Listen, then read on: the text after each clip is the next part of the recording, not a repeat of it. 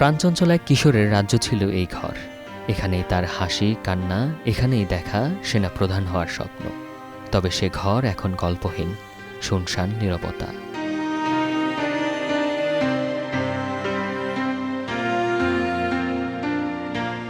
সে ঘরটিতেই বারবার ছুটে যান মা নাজমা আক্তার। ছেলের স্মৃতি হাতড়ে খোঁজেন সান্ত্বনা।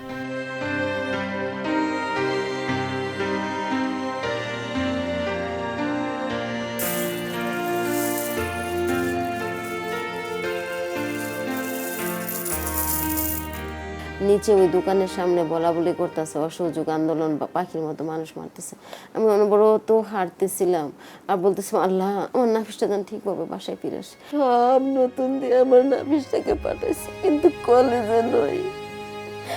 নতুন জামা, নতুন সুরমা, আতর মাখায় আমার রাজপুত্রকে আমি কয়বার দেশে পাঠাইছি।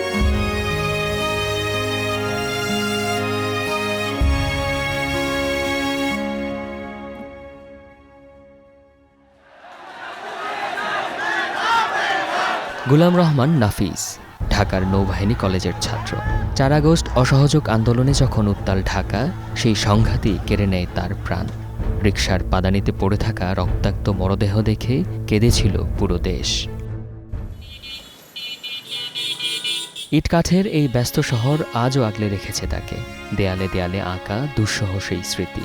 এক বুক শূন্যতা নিয়ে সে পথ ধরেই প্রতিদিন হাঁটেন তার মা।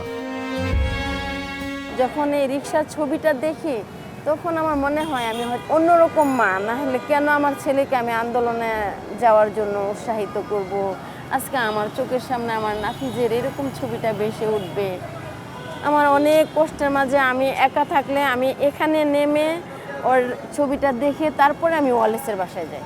ছবিটাতে একটু হাত বুলায় যায়, আমি কিছুক্ষণ দাঁড়ায় থাকি, আমি ওর সাথে একা একা কথা বলি, আমি জানি না ও শুনে কিনা।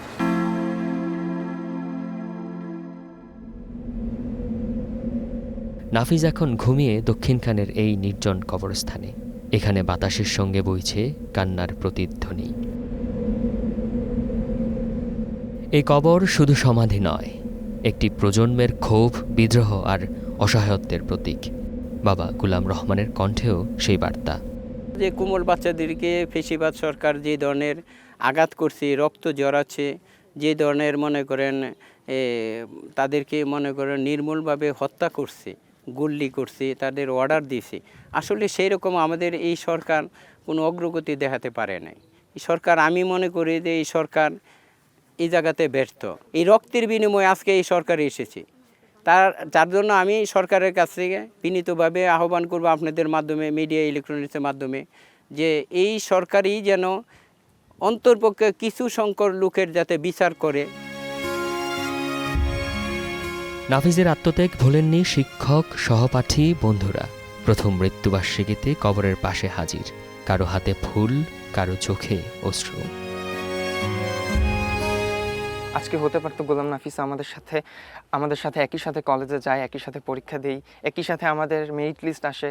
আমরা হয়তো ওর সাথে প্রতিযোগিতা দিতে পারতাম যে কিরে নাফিস, তুই আমার থেকে 2 মার্ক বেশি পেলি। হয়তো ওর সাথে আমরা আন্দোলনের কিছু মর্মান্তিক দৃশ্য যেটা ও দেখেছে, যেটা আমরা দেখিনি, সেটা কিন্তু কলেজের সামনে উপস্থাপন হতে পারতো, কিন্তু আমরা ওর শব্দটুকু জানতে পারিনি। নাফিসদের আত্মত্যাগের বিনিময়ে বাংলাদেশ আজ নতুনভাবে পরিচিতি লাভ করেছে। আমরা যদি সেই রিকশার ছবিটা দেখি, এটাই একটা আইকন, এটাই বিপ্লবের মাত্রাকে বহুগুণ বাড়িয়ে দেয়।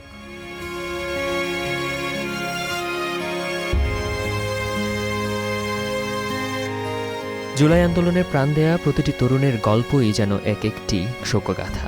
নাফিস যেন সেই মুকুটেরই একটি পালক। এখন প্রশ্ন একটাই, এই আত্মত্যাগের কথা কতদিন মনে রাখবে নতুন বাংলাদেশ? আল আমিন, স্টার নিউজ, ঢাকা।